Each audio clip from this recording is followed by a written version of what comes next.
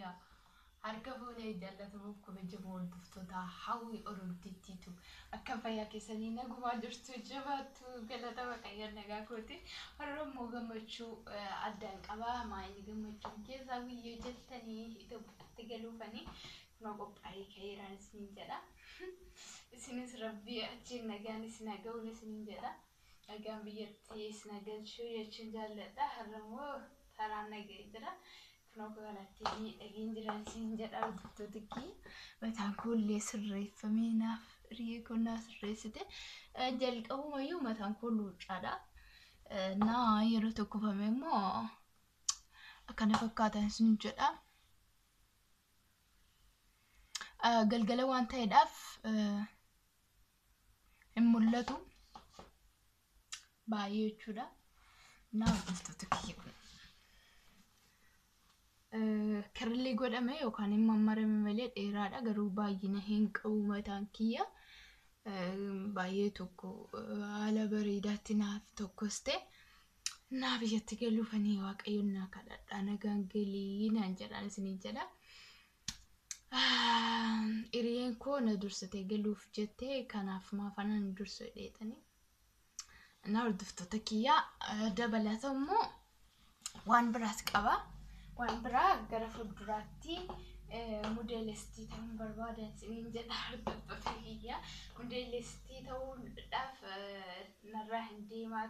kan jedhudha mee ilaalaa faradaa ilaalaatiin atti modeelistii qacaca waan hin ta'e yookaan immoo qalloo waan hin ta'edha habuuyaan xaxeedha naa abdiin koo gara fuulduraatti modeelistii ta'uudha yoo carraan saana dhaqqabe narraa hin bareedaa akkamii modeelistii akka modeelistii warra modeelistoota ta'uudhaaf jechuudha narraa hin deemu akkasitti qabatu yookaan immoo jedhumti deemanii anis akkuma isaanii yoo jechuudha abduu qabu gara fuulduraatti isin jedha hordoftoota kiyya mee natti maashinii isin jedha narraa bareedaa modeelistii yoo ta'e yoo warri sirraa bareedaa modeelistii ta'uun ettanii gara fuulduraatti waaqayyoon jedhee nyaata jechuudha bareechaadha qacaadhaadha akkuma argitan kana jechuudha akka biyya keenyaattiin beeku garuu akka biyya biraatti qacacamni yookaan immoo qaqalloon hin barbaadamu iski maal jettu Anna komentii jalatti barreessaa isin jedha like share subscribe godha sababni isaayyuu like gochuun keessanii like keessan nama baay'ee biraa akka inni gahu godha waan ta'eef warri maatii hin taane subscribe godhan isin jedha mallattoo bilbilaa tuquudhaan ol isa jedhu cuqaasuudhaan viidiyoon kun hundi akka isin bira gahu godha jechuudha akka isin hin darbine naa mataan koo immoo haala kanaan naaf tokkofamee jira isin hordoftoota kiyya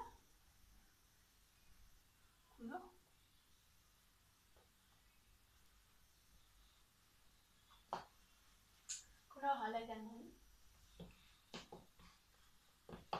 modeelistii waan jedheef haala modeelistoota ta'uutti jira isin hordoftoota kiyya kana fakkaata viidiyoon koorra kunoo ilaalaa buluu isin jedha namni gara fuulduraatti modeelistii ta'uu barbaada sirraa bareeda warri jettan iddoo kilaasiin keessa yeroo bal'aa waan hin taaneef akkanatti isinitti agarsiisuu hin qabu akka jarri jedhan deemanii naa kan isin jedha hordoftoota kiyyaa sirraa bareeda warri jettan like share subscribe godha gara fuulduraatti immoo ta'een isin boonsaa jechuudha naa kanaan isin jedha hordoftoota kiyyaa ani obboleettiin keessan hawwiin baay'een isin jaalladha godheen isin jaalladha biyya ormaa kana keessa yookaan kushiinaa nama keessa taa'anii viidiyoo gochuun hin jabaata haa ta'uyyuu malee jabaannee yeroo nuti viidiyoo hojjennu nu bira dhaabadhaa like share subscribe gochuudhaani nu jajjabeessan isin jedha kana dhaamsikuu